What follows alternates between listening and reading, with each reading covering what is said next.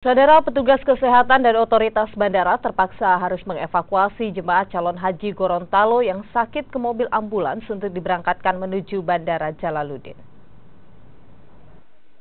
4 jemaah calon haji kloter 29 dievakuasi ke mobil ambulans karena sakit sesaat akan diberangkatkan menuju Bandara Jalaluddin, Gorontalo. Sakit yang dialami oleh jemaah calon haji ini mulai dari patah tulang, gula darah, hingga kanker payudara. Namun sakit yang diderita oleh jemaah calon haji ini mulai membaik dan masih bisa ditangani oleh tim kesehatan. Cuman kami takut jangan nanti dalam perjalanan dia agak kelelahan, jadi kami titipkan evakuasi melalui ambulans. Totalnya berapa Bu yang sakit?